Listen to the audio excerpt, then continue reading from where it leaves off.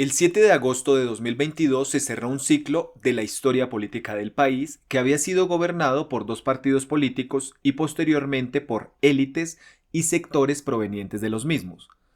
La primera elección de un gobierno que se autodenominó de izquierda implicó también la alternancia de sectores políticos distintos a los provenientes del bipartidismo original. En su discurso de posesión, el recién electo mandatario Gustavo Petro prometió centrarse en la paz y el cumplimiento del acuerdo de paz, reformar la política de drogas, implementar políticas de redistribución para reducir la desigualdad, aumentar la presencia institucional en zonas rurales, promover la igualdad de género y abordar urgentemente el cambio climático. Durante sus 2 años de gobierno, Petro ha sido fiel a su estilo y a la mayor parte de sus promesas de campaña. Incluso en medio de varias polémicas, no se puede acusar al presidente de no ser enfático en grandes objetivos como la transición energética y la descarbonización de la economía, la agenda de reformas sociales y los constantes llamamientos a la participación directa de la ciudadanía, vía movilización, llámese esta poder constituyente, ciudadanías activas o conceptos similares que han aparecido en los discursos presidenciales.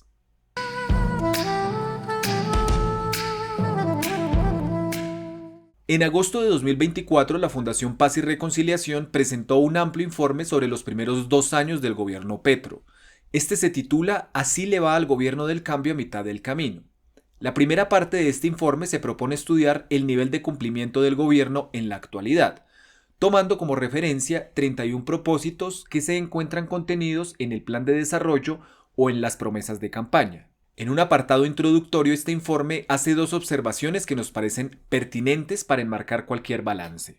En primer lugar, señala que, independientemente de los resultados que pueda tener, es prácticamente imposible acusar al gobierno de no promover sus promesas de campaña y el plan de gobierno presentado durante la misma. Es decir, que se plantea que, pese a todas las insuficiencias que puedan señalarse, en general se observa un compromiso gubernamental con sus propósitos. Sin embargo, sobre esto hay otras miradas críticas.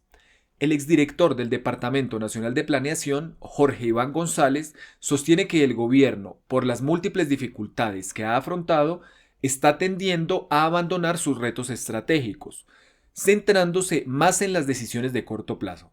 En segundo lugar, el informe atribuye la mayor parte de las insuficiencias o incumplimientos del gobierno a su relación con el Congreso de la República. Pone como ejemplo el hundimiento de la reforma a la salud o la prohibición del fracking. Estos dos aspectos muestran que no solamente se debe evaluar si ha habido o no cumplimiento, sino las razones que han determinado que así sea.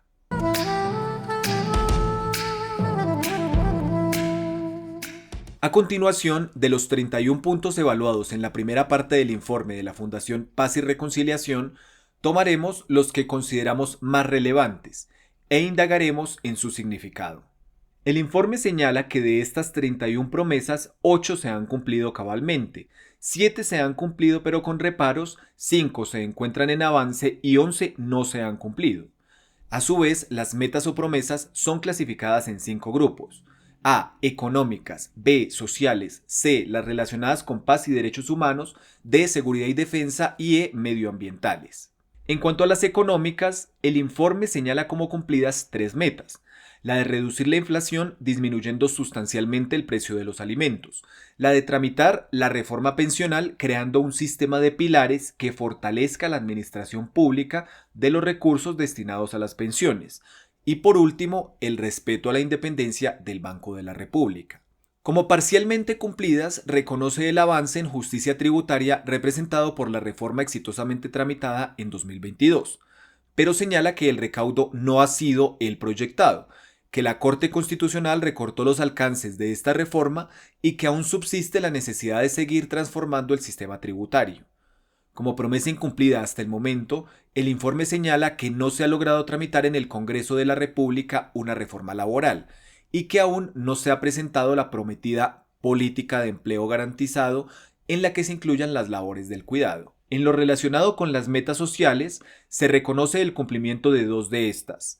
En cuanto a educación, se está cumpliendo con el objetivo de pasar de 4 a 14 billones la inversión, Y en cuanto a la compra de tierras para la reforma agraria, se advierte que entre compra y formalización de tierras se ha logrado más de 1 millón de hectáreas. Un cumplimiento parcial se reconoce en el asunto de la construcción de vías en el campo, rubro en el cual el gobierno quería adelantar asociaciones público-comunitarias, pero el avance de este objetivo se ha obstaculizado en particular por la intervención judicial.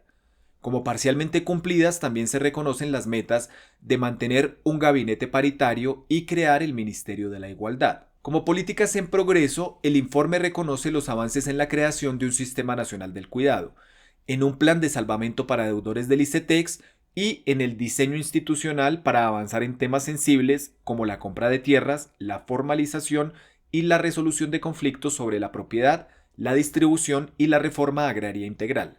Es importante detenernos en las metas incumplidas hasta el momento porque resultan esclarecedoras en lo relacionado con las insuficiencias y dificultades que ha tenido que afrontar el gobierno. No se ha logrado hasta ahora la implementación de la jornada escolar extendida, la cual le corresponde al Ministerio del Deporte, uno de los más cuestionados en su ejecución. En este rubro también aparece la eliminación del servicio militar obligatorio, proyecto que tiene expectativas de realizarse en esta legislatura o las siguientes.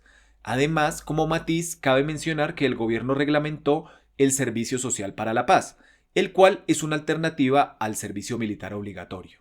El gobierno tampoco ha podido cumplir con varios compromisos relacionados con la salud, tales como la creación de un Sistema Único de Salud, del Consejo Nacional de Salud y del Fondo Único de Salud, el fortalecimiento de la ADRES, el establecimiento de un modelo preventivo y predictivo de salud con centros de atención primaria por cada 20.000 habitantes, entre otras. Esto debido al hundimiento de la reforma a la salud por parte del Congreso de la República. Acá debemos preguntarnos, ¿por qué no se ha aprobado esta reforma aún con cambios profundos? ¿Qué intereses y qué actores se han movilizado para obstruir la reforma? ¿Cuáles son los aciertos y deficiencias de la reforma a la salud propuesta por el gobierno?